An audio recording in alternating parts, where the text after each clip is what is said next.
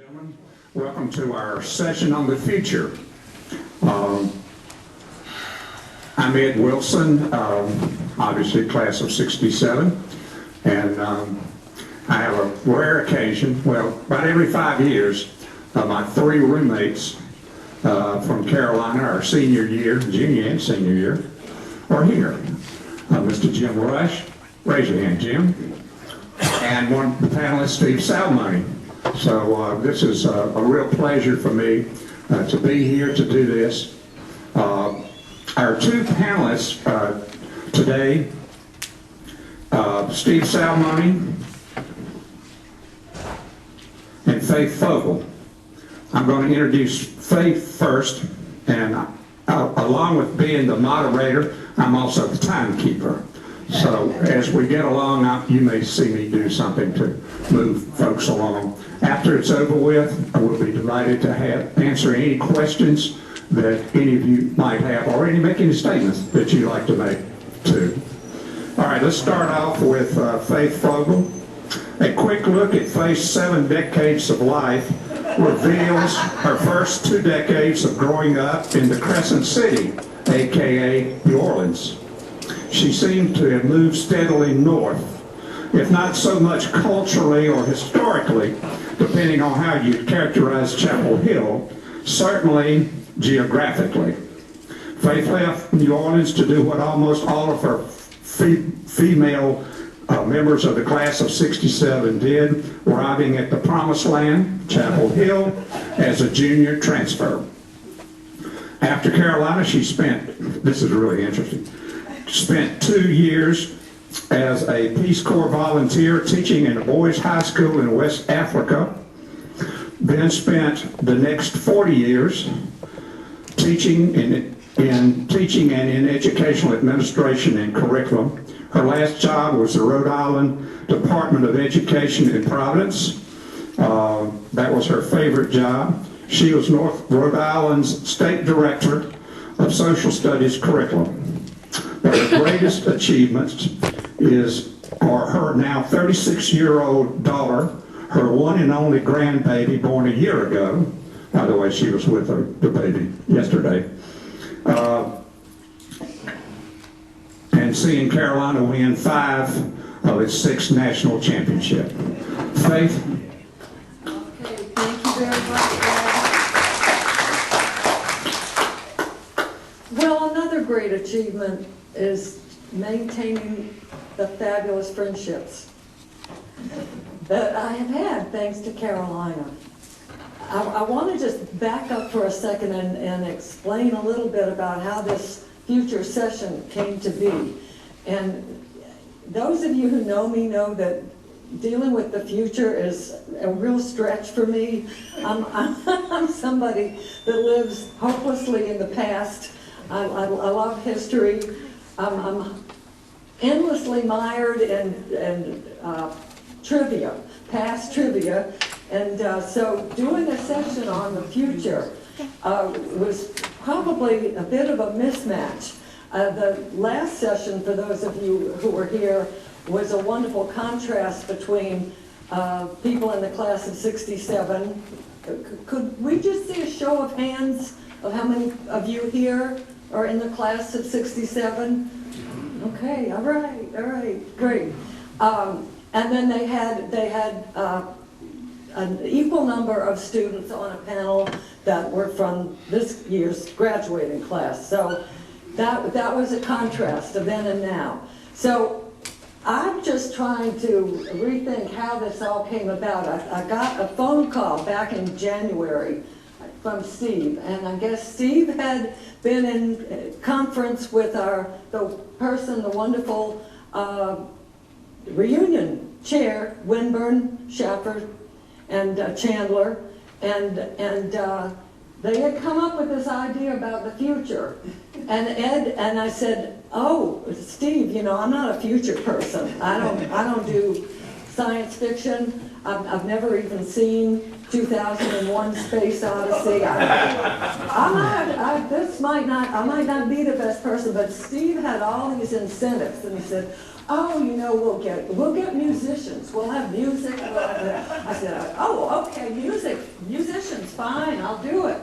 Well, I don't know what happened to the musicians, but at any rate, we're here for the future. So I have to just indulge, if you'll indulge me for a second, so that I can shift into future mode instead of all the past and the reminiscing that we've been doing. Couple of questions for you. How many of you in your immediate future expect to go to a banquet or a class reunion dinner event tonight? How many of you? Oh, this is good. This is good. All right. All right. Okay. So even more future tomorrow. How many of you are going to be processing with the? Okay. All right. All right. All right. This is good. Now, one item that I don't think was in the brochure. The reunion brochure, but I would urge you to go this afternoon between 1 and 5. There is an open house at Wilson Library, and you know, I'm sorry that the students from this year's graduating class aren't here to know that, you know, now that beautiful upstairs reading room in the Wilson Library. It's so gorgeous, and that, in our day, you all know that was where we picked up dates. You know, now it's the rare book room, and it's a totally different environment from when we were here, and the ratio of women to men was 9 to 1.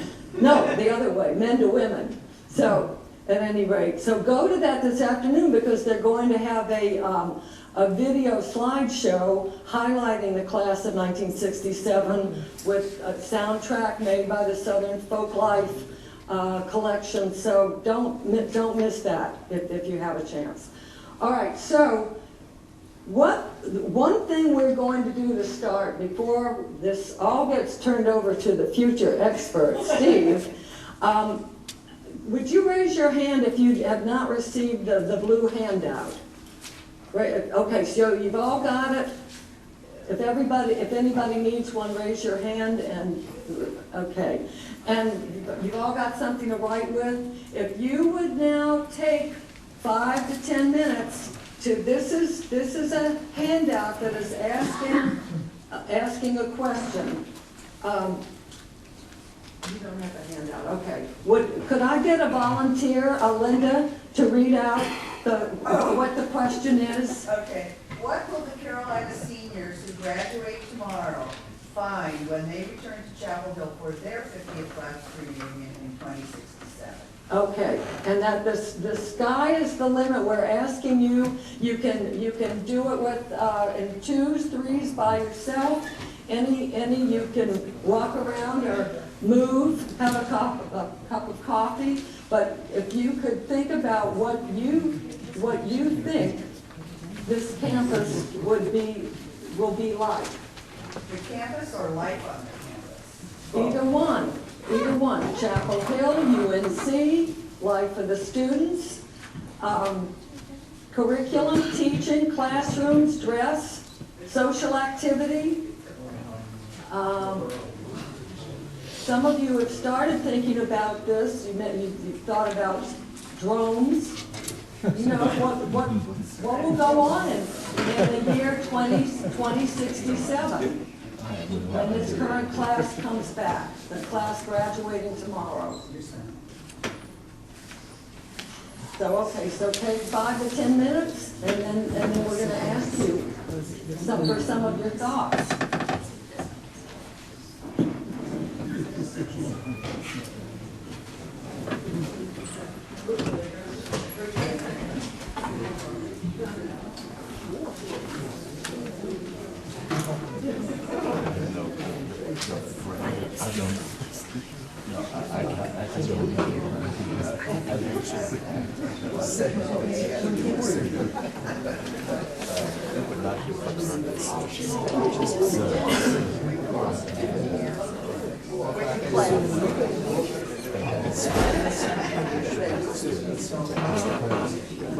They have 5 students as panelists, and they're very poor all students. You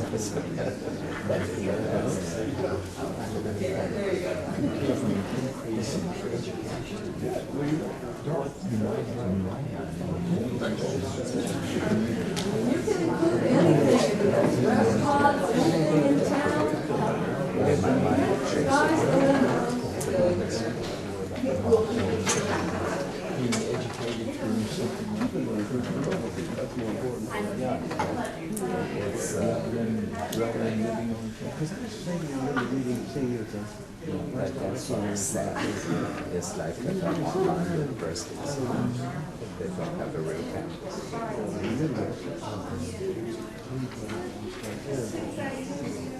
I think from the time I graduated, when I actually went on to higher degrees, so I was as a student and a professor for a long time. And what I'm saying is that for 67 graduated, come 70s, early 70s, they had the amazing curriculum that was never offered when I was and like communications as well. Degree, never heard of when I was in university. And communications also, I always thought it was in the sense of easy, crazy thing that came up because it was not maybe different perspective of linguistics. For instance, and like phonetics that we did, and the phonology, and dialectic, how to make speeches that's for communications and process, which was never offered when I was so for me it was like maybe older about courses in every university. There's lots of students.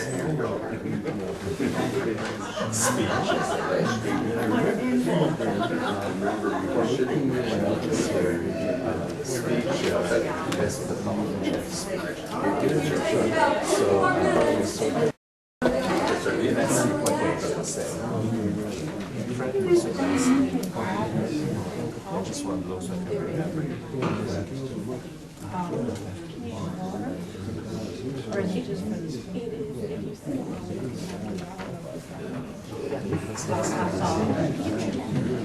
I'm not going to that this. Yeah, there's several. It's not much. I'll tell him my friend. Good, I'm glad Rona's here because she's our wellness predictor. If I don't see you, I'll see you next year. And I'm supposed to choose to go to the annual alumni luncheon this year. That's one of the things I can go if I just paid $30 and I've done that. Okay, take one more minute and then we'll look for some responses. Are you calling for the responses now? Another minute. Alumni luncheons. The luncheon of the Carolina Club and GAC. Are you doing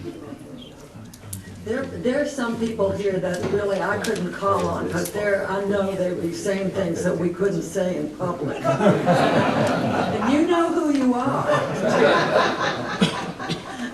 I'm looking straight at you. All right, do we have any volunteers? Any projections? Okay, Jean. Yeah, I said this to Ed and to the students in the last section when we were leaving. I would hope that 50 years from now, they would be able to tell to the class of 2067 their envy that the class of 2067 didn't face the financial pressures that they and their parents faced in being able to graduate in 2017. And certainly people like Ed and I who came from fairly poor backgrounds were able 50 years ago to come here and get a good, excellent education and to pay for it by working summer jobs and part-time jobs here at the university and emerge debt-free. And I think they all, the class of 17 agree. I mean, there's something that's happened to the business model of higher education in this country that has kind of gone off the rails to where we're loading people up with debt. So I hope that's cured long before 2067. That's a really, really significant point, very sobering. And, okay, I wrote down for the degree requirement will include 1 year off campus, either an internship, public service, employment directly related to their major, or etc. They'll basically have to leave for a year and do something in the real world, so to speak. okay.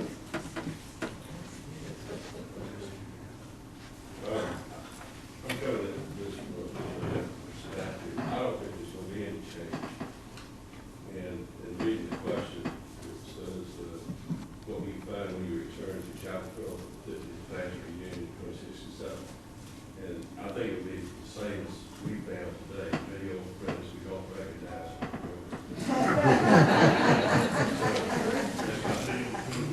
There definitely is that going on.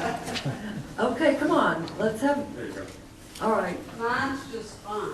I think there will be no mail service anymore, and I think, as you pointed out, there will be drones, and you, at midnight, can have the drone deliver your exam or paper to the teacher.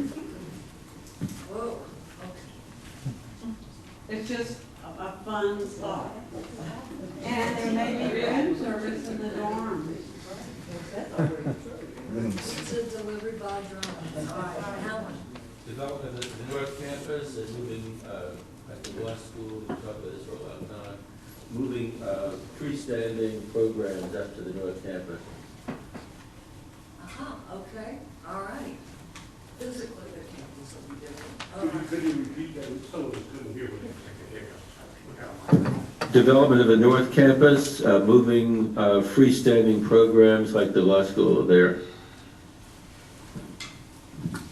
This is personal, but I hope they got bigger roll-up desks. These desktops are hard. As big as I am. Come on. Give that as feedback. I really think that I'm fine. Going to have different extracurricular activities. We won't see the sports activities, the entertainment activities, or the political activities that we've seen today in terms of where they are. I think that'll be changed to what something we can't encompass even right now. I hope that there will, given the traffic around here, that there will be mass transportation and that that will be the preferred method of going places.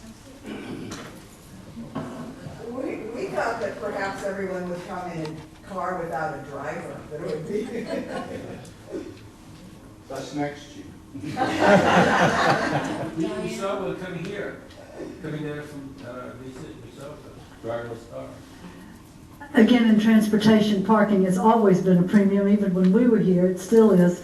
So I think everyone has a hovercraft or some vehicle, personal vehicle to get around in. And there will be no more brick sidewalks that we've had to walk on, but rather virtual lanes for these hovercrafts to maneuver across the campus in.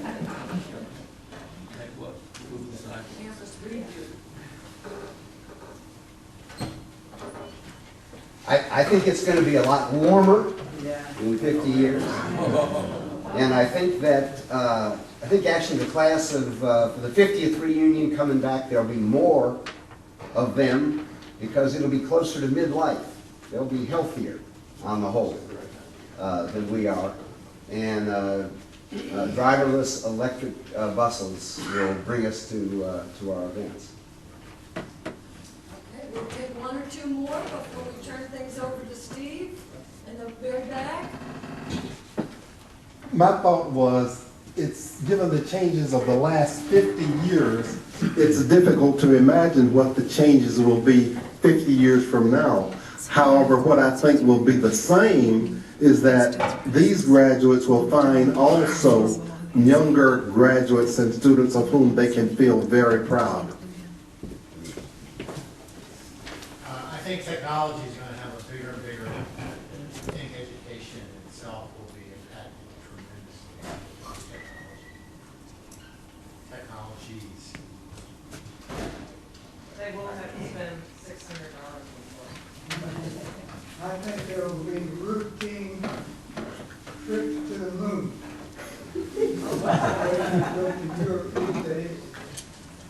I think there will be routine trips to the moon, much the same way that we visit Europe today, and visiting the colony that was established on the moon about 10 years earlier. Look like you're packed and ready to go.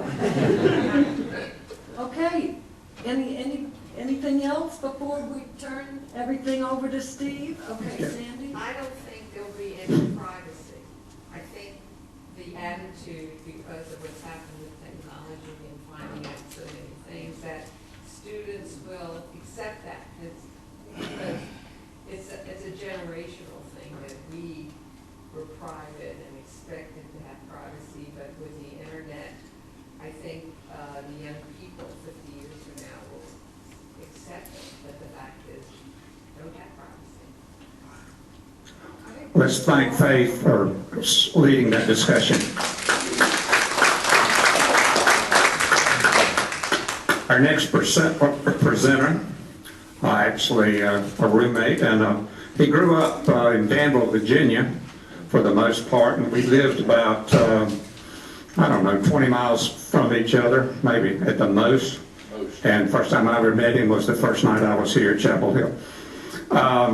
Steve Salmony is a psychologist, a father of 3 grown children, and grandfather to 4. I got him beat by 1.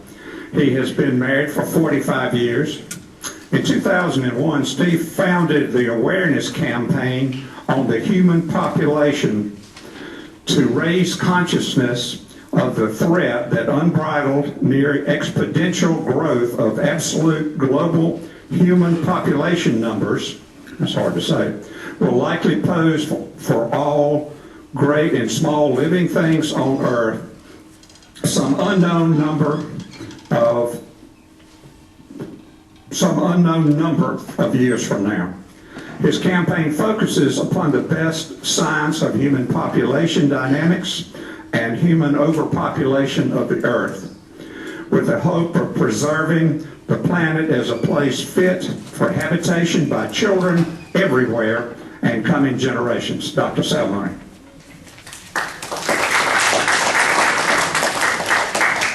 Good day to you all.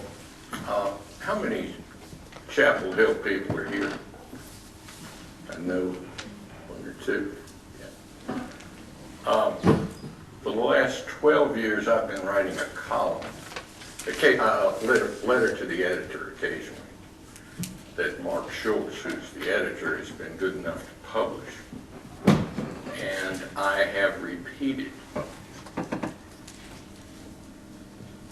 and I continue to repeat, as I will here today, my concern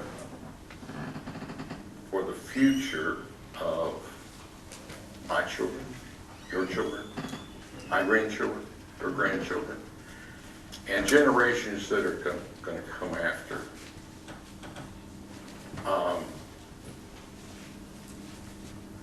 Eric mentioned global warming. I'm going to refer to that in my comments. It is one of a number of disturbing occurrences that could threaten us in the future and is currently threatening some of the species, the large mammals that exist on the planet right now. So the perspective that I am going to offer today and have offered in my letters to the editor and occasionally in professionals is somewhat discomforting. But I think that it's important to think about as we go forward, because the world is changing fast and human population numbers are growing fast, and we are impacting the earth. The idea is that human beings, there are so many of us, that our numbers are impacting the limited resources of Earth. So, with that brief introduction, I'm going to now offer you a perspective. It may be one you've not thought about before. It may be something a little new. But I hope it is one that you will find worth thinking about, whether you agree with it or not. Today I'm going to tell a story. My plan is to kind of be a guide on a journey through time. This story begins with a species that is self-named Homo sapiens, or Homo sapiens sapiens, which means wisest of the wise. These creatures evolved on a tiny planet called Earth. We are going to follow these Earthlings from 10,000 years ago to the present, and we're going to imagine what the world we see today might look like in 2067, when the class of 17 will be where the class of 67 is now.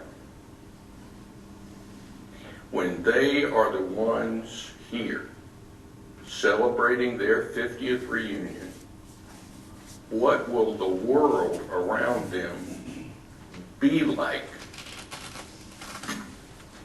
As we begin this journey, let us observe for a moment the facts we have about the Earth.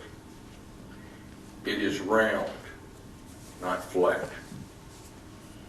The Earth is not infinite, but rather limited in the resources it can provide.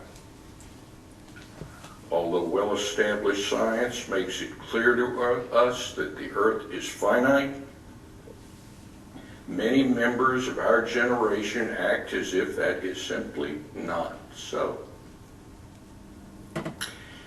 They disregard science and maintain that Earth's capacity to fulfill the needs of human beings is limitless. This widely shared, specious belief that Earth is a cornucopia is sadly, I'm sad to say, a pure fantasy. We refer to the Earth wonderfully, beautifully, as a maternal presence. But it would be a mistake, a tragic failing, for us to imagine that the Earth is like a mother's teat, that somehow it's an inexhaustible supplier of all our collective needs and wants. The earth is not like a teat, and no amount of wishing will make it so. This finite spacecraft we inhabit is self-regulating, self-sustaining, and self-renewing. Carl Sagan poetically described Earth as a mote of dust suspended in a sunbeam. The dynamics of human population growth are essentially the same for all species. Our ancestors survived and lived here by hunting and gathering food. Their numbers fluctuated in a cyclical manner by rising or declining based upon the available food supply. Over thousands of years, thousands upon thousands of years, our numbers grew in a barely noticeable way. When food was plentiful, there were more people. When food was scarce, fewer people. Environmental occurrences like rainfall and droughts determined the amount of food in any place. Successful species survived life's vagaries, and those species that failed to adapt became extinct. Then, just several thousand years ago, something dramatically different happened, and it was a sea change for human beings. At this point, humankind shifted from hunting and gathering to growing crops. Now we could store food in amounts greater than that which was needed for immediate survival. A cultural shift from foraging to producing food occurred. More food gave rise to more humans who produced more food. That gave rise to more humans. And onward we went through the centuries. Nature's way of controlling human population growth was stopped by the onset of human food production. Other species exist on what the earth provides, just as humans existed before we began not only producing food, but also producing more food than was needed for our survival. This pivotal change from nature being the sole supplier of food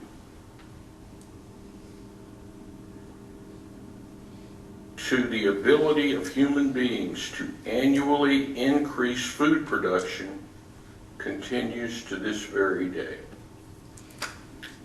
An increasing food supply and increasing human population numbers have accelerated in our time into a kind of like a food population spiral. It's going very fast.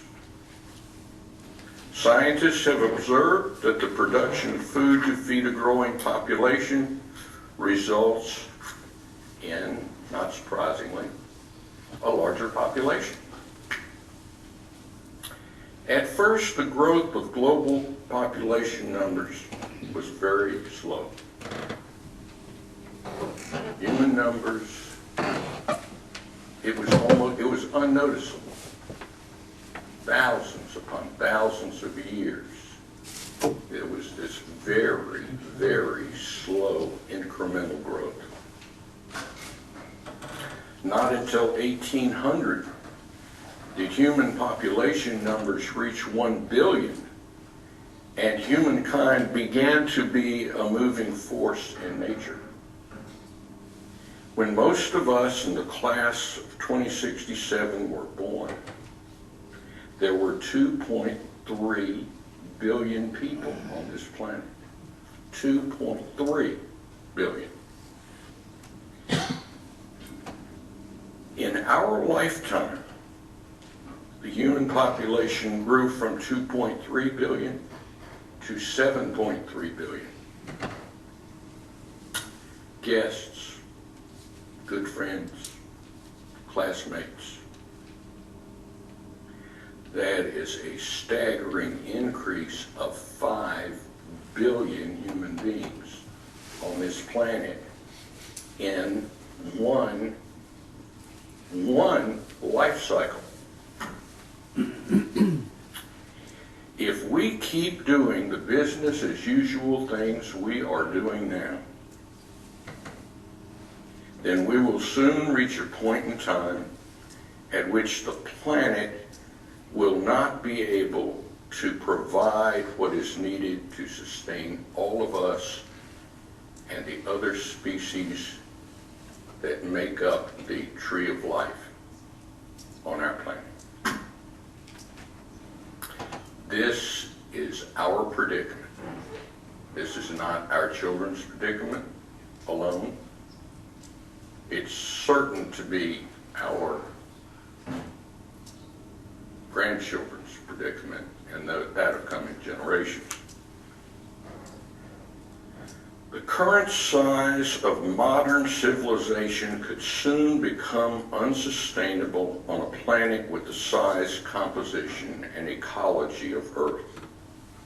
Our colossal civilization could not have been built without huge numbers of people who were encouraged everywhere in biblical texts and all major religions to go forth and to multiply.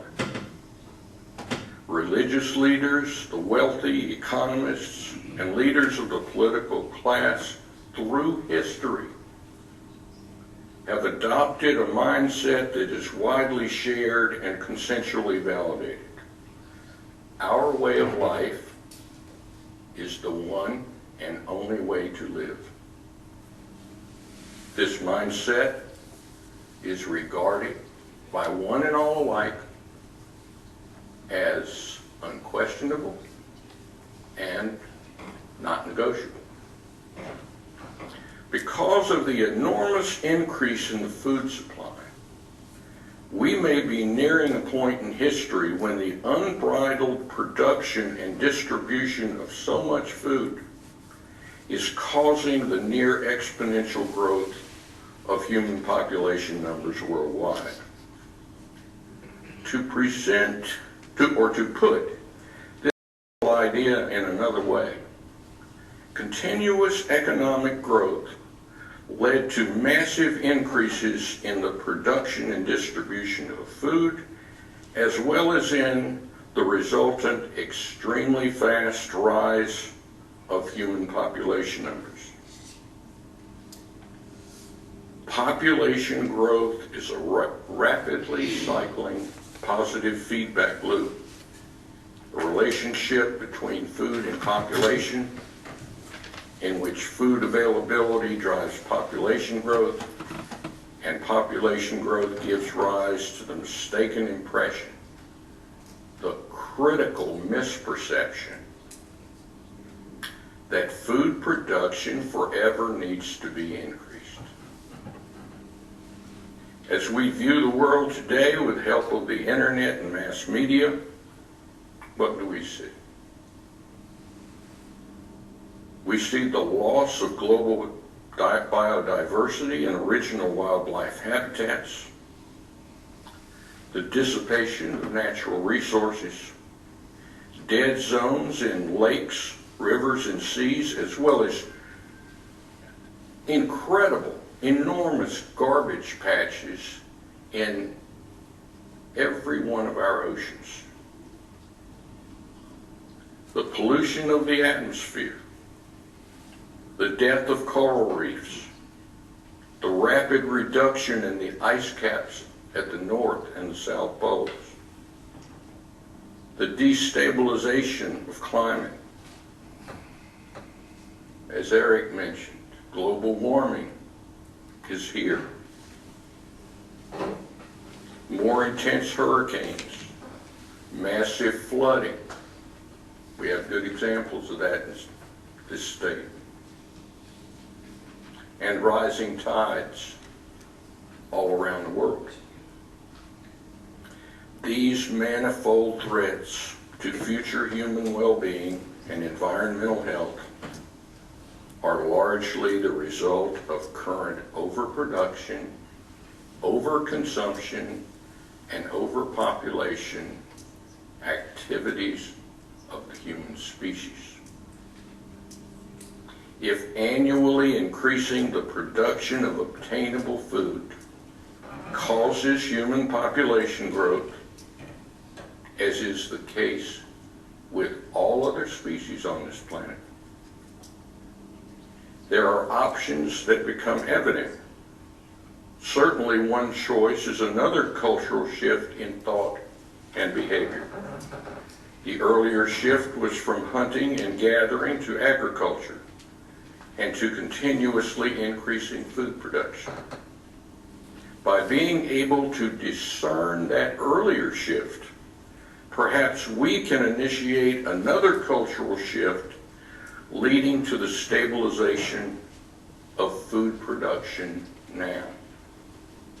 By stabilizing food production, we could take a giant step toward addressing the ominously looming global challenges posed by overproduction, overpopulation, and overconsumption activities, and the relatively small size, limited resources, and frangible environs of the earth make the need for population stabilization crystal clear. With their fresh eyes and open minds, our children now tell us, and our earth scientists show us, that the current scale and fully anticipated growth of our population, of our global economy, and of our overly excessive consumption of natural resources simply cannot continue much longer on a finite planet. Infinite growth in a finite world is as impossible as me leaping off the earth right here, right this moment, leaping off the earth in a single bound and landing on the moon. It's that unlikely. Biological change and adaptation are the way of all life.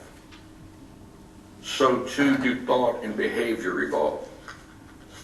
We humans appear to have maintained a somewhat inflated view of ourselves due to long-standing common beliefs and illusory notions that the human species is somehow so exceptional, so special, as to be outside the natural order of living things. Illusions abound about the grandeur of the individual, while silence persists with regard to the reality of human beings as one of many wondrous creatures to inhabit this planet. Although we may occasionally see ourselves as members of a species, we do not often understand that we are an integral part of the earth. We choose to see ourselves as above all other species, as a little lower than angels, as masters of the universe, but not as members of an ordinary species that belong to the earth. In all the seriousness of what could somehow be true, let us agree on one thing, if it's only one thing, and that is the earth does not belong to us. Despite property rights. Humans do not actually own parcels of the earth. Human ownership of the earth is a legal and cultural fiction. Whatever else we may say about our distinctly human creatureliness, we can most assuredly note that we are members of an evolving biological tree of life. Humankind may be Earth's apex species, as well as the most complex and miraculous creature on the planet. Still, human beings are creatures, and we know from our biblical studies, we are creatures with feet of clay, and are one among many exquisite creatures in the midst of a blended biodiversity that is the hallmark of our planetary home. Based upon a culturally shifted view of this tiny planet and of human beings as one of many wondrous creatures, food production stabilization becomes a path to a positive future marked by long-term human well-being, environmental health, and sustainability. In the light of history, a cultural shift in thought and changes in our lifestyles, and I'm thinking now here of fairly significant major changes in lifestyles, could save many creatures from extinction, preserve limited resources for our children and coming generations, and protect ecosystems from becoming further polluted and totally degraded.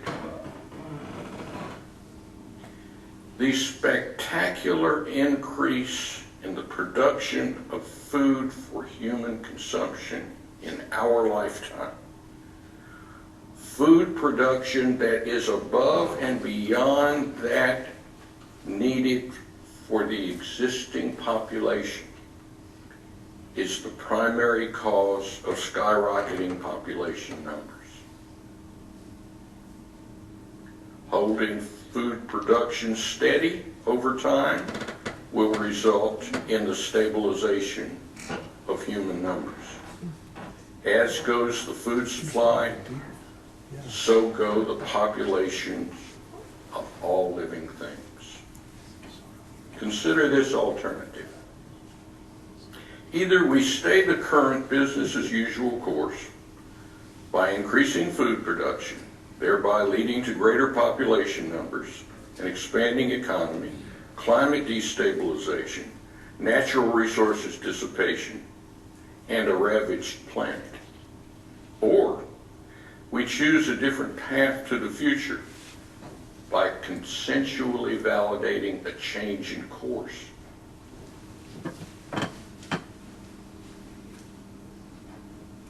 We could stabilize human population numbers, reorganize the man-made economy, and adopt new lifestyles, all of which point the human community toward the preservation of life as we know it and the maintenance of Earth as a fit place for our children, our grandchildren, and coming generations to inhabit. In choosing a different path, we would be choosing to carefully and skillfully limit increases in the global food supply. Humans would be called upon to cooperate, care about one another, and share resources as never before. Leaders in science must assist the world's political, religious, and business leaders to gain a more accurate perception of the placement of humankind within the natural order of living things.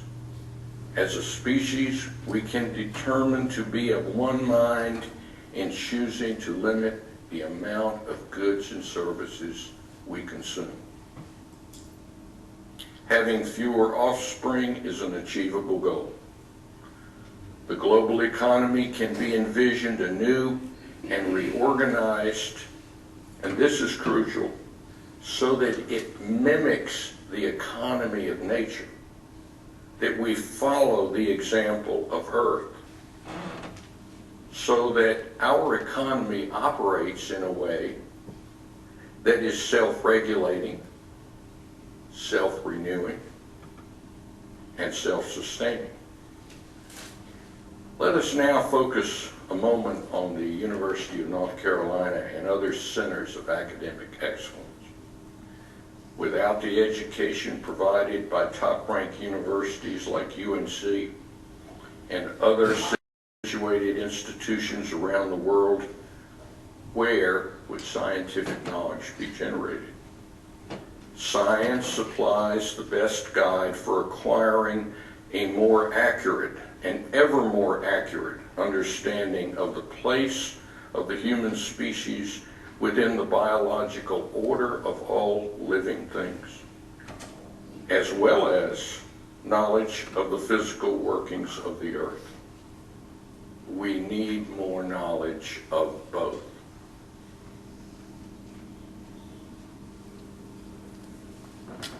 In the name of science, our primary goals are to heighten the public's interest, promote dialogue, and encourage a better understanding of the impact of science and technology on biological and cultural evolution. Our goals include giving due consideration to the moral and ethical choices we make, as well as to fulfill a duty to warn of any circumstances that threatens humanity's survival. Our goals also lead us to draw upon science, the liberal arts, and humanities for enriching each other's understanding of, and I like to call them, the rules of the house in the world we inhabit, and for producing a deeper understanding of the human condition. Now to the question, the big question. It was brought up in the earlier discussion session in a kind of indirect way. We're going to look at it directly now. Now to the question, what does the future hold? As I see things, the future is open. We are all in this world together in this brief moment in time, space-time. Come what may. What happens between now and 2067, when the class of 17 will stand where we are today, depends on what we all choose to do between now and then.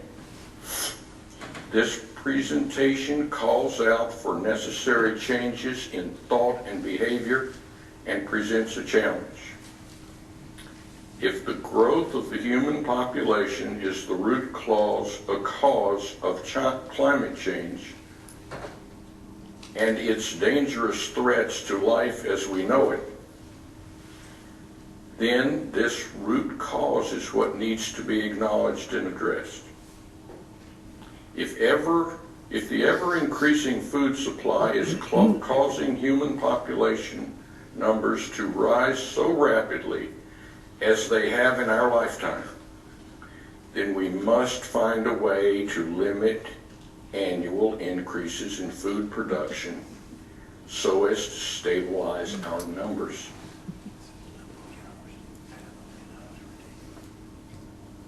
We also need to share another vital understanding. Climate change is a symptom and a result of human population growth.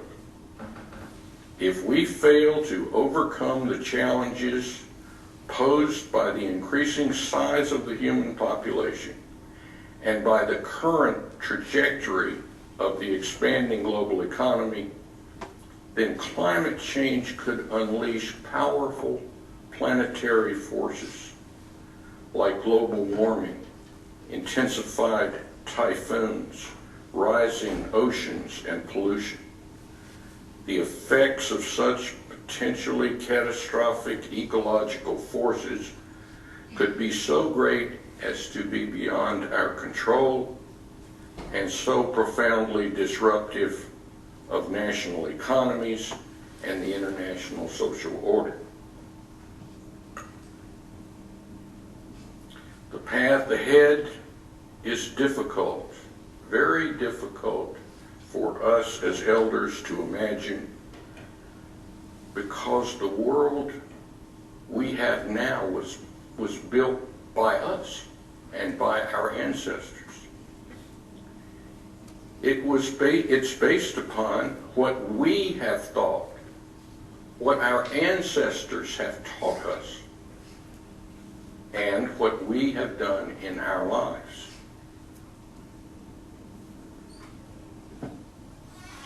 We have shaped today. Hopefully our children will help us change how we are thinking and behaving now.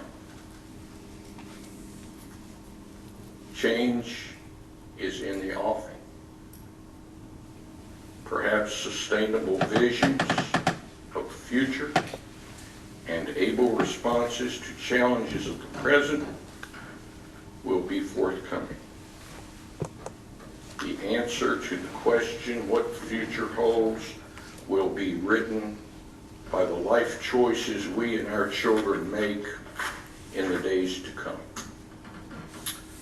I want to extend my very best wishes to my classmates, their children, our guests, to everyone as we fare forward together to give shape to a sustainable future, one that is already dimly visible on the far horizon. Thank you. Thank you, Steve.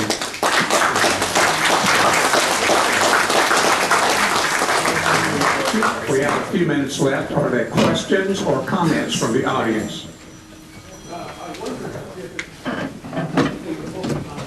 more than food production and not economic development.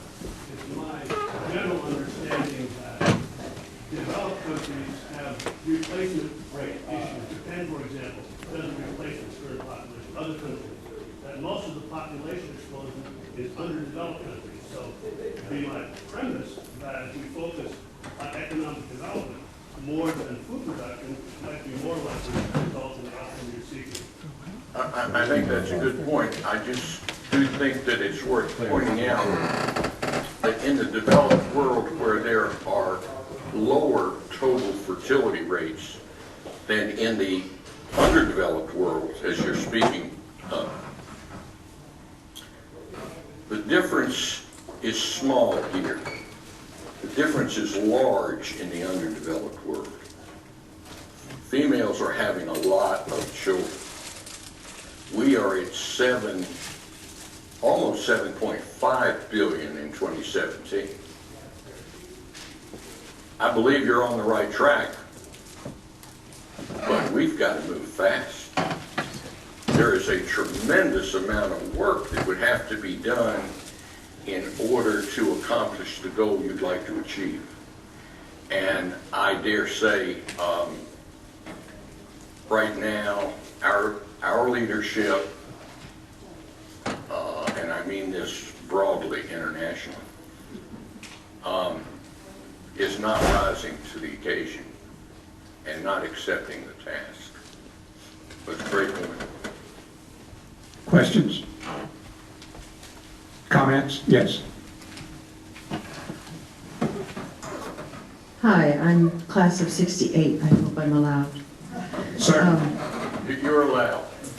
It's my impression that folks who have quite a few children have them because they're afraid many of them will die, and they have historic patterns of needing more children to take care of their agricultural activities, which are utterly different from our large-scale ones here in our developed part of the world. So So I'm really kind of surprised that you have not mentioned the role of class or the role of the fact that in the developed world, we in fact consume most of these resources.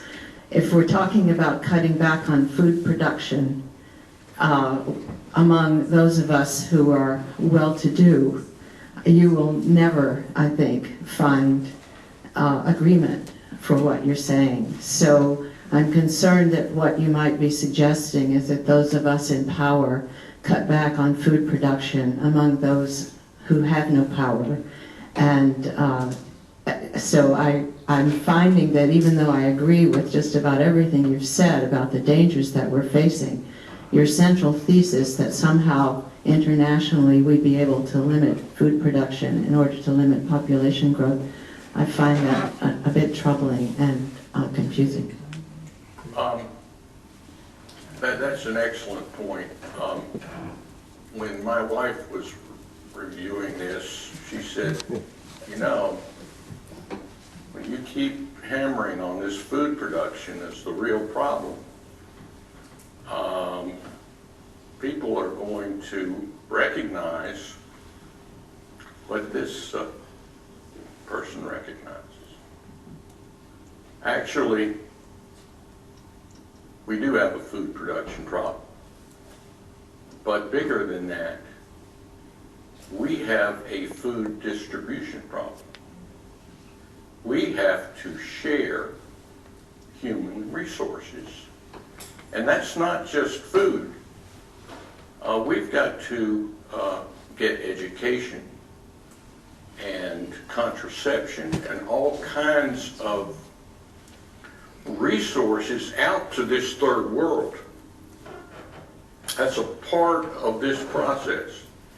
If we were to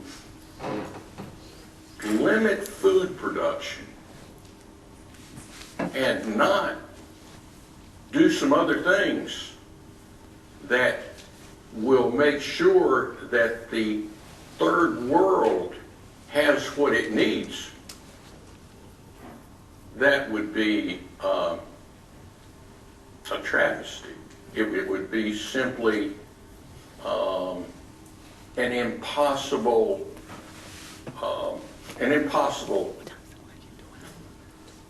effort, and it wouldn't be worth even trying. Thank you for the question. Let's thank our panelists for being here today.